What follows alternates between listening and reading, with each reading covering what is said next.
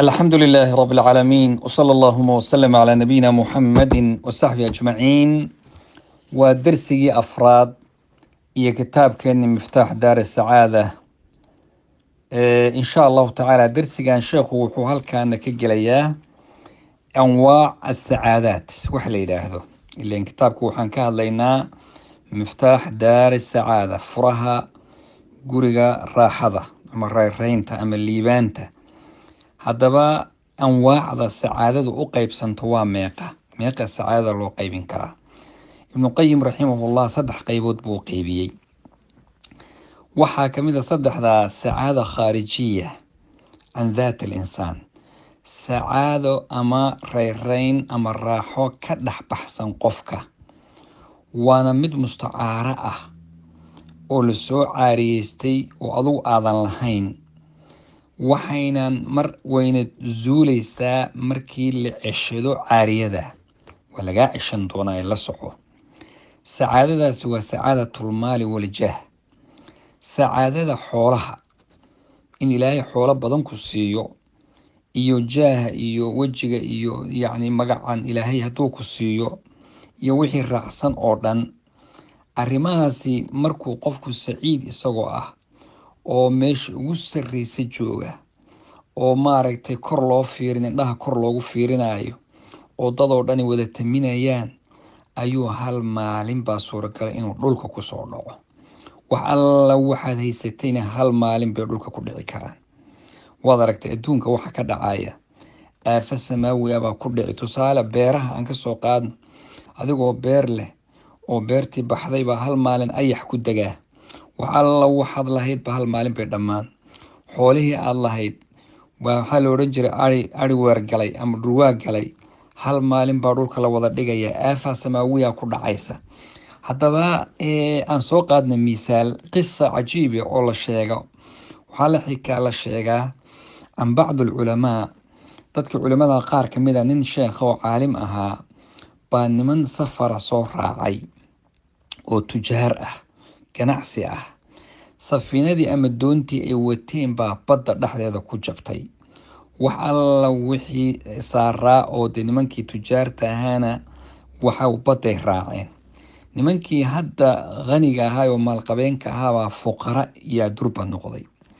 markii meeshii laga iyagu way badbaadeen, alxamdulilah. xoolihii unbay la tageen, meeshii u socdeen bay tageen. meeshii markii la gaadhay, ninkii caalimka ahaa bay dadkii oo dhan garanayaan. markaasaa dad ninkii la karaameeyey, xoolo loo keenay, adduun qof walba wuxuu u keenayba. marka nimankiina waxba gacanta iyagu kuma hayaan. markay damceen inay laabtaan oy reerkooda u noqdaan bay sheekhi ku yidhaahdeen, wax warqada ma noo dhiibi, wax dardaarana ma noo dhiibi, wax kelimadoon kaa gaadhsiina dadkii ma haysaan. haa buu yidhi, waxaad iga gaadhsiisaan. taquuluuna lahum, waxaad ku dhahdaan, ida ittakhadtum maalan faاttakhiduu maalan laa yaqriqu ida inkasarat isafiina.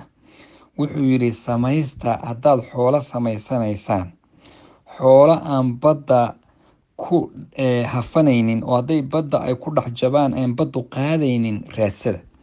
marka u fiirso, xoolo aan baddu la tegaynin raadsada, intaa iga gaadhsiiya buu ku yidhi. sacaadada waxaa la yidhaahdaa waa sacaada caariye ah. xooluhu caariye inagu yihiin, waa wax la ceshan karo. habeenkii kaa tagaana halkaasaa kugu dambeynaysa. arrinta labaad waa sacaada qofka jismigiisa iyo badankiisa iyo jirhkiisa ku quntay. waa saxada iyo caafimaadka, waa acdaadaada iyo xubnahaaga iyo siday wanaagooda iyo sida ilaahay isu saaray, waa midabkaaga quruxdiisa, waa acsaabtaada iyo jirhkaaga. marka midaas iyada nafteedu waa xaqiiqada, waa khaarijiya can daatihi wa xaqiiqatihi. insaanka bini aadamku wuxuu insaan ku yahaa la yidhaahdaa ruuxdiisa iyo qalbigiisa, laa jismigiisa iyo badankiisa kuma tihin. yani badankan iyo jismigan jirhkan marna buuranaya, marna tabar daraynaya, marna maaragtay ma aha, muhim ah, laakiin waa ruuxda iyo nafta ayuu qofku yahay, ogow.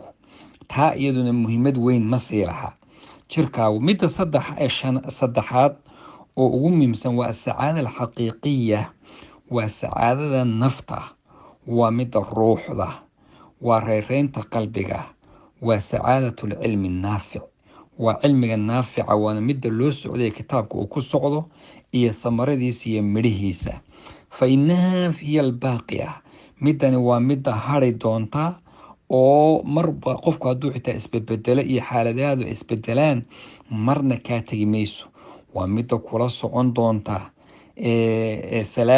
adduur thalath yani saddexda daarood waa daaru dunyaa adduunka way kula socon cilmigu kula socon daaru lbarzakh xayaata albarzakhiya wuu kula socon cilmigu wa daaru lqaraar xayaatada dambana wuu kula soconayaa cilmigu midda ugu horeysa marka waxay joogaysaa oo tii hore ah oon soo sheegnay xooluhu meel alla meeshii xoolahaagu intay joogaan unbay sacaadadaadu kuu joogaysaa bal u fiirso tii labaad oo ah adiga caafimaadkaaga iyo noloshaada iyo quruxdaadana iyaduna way tegi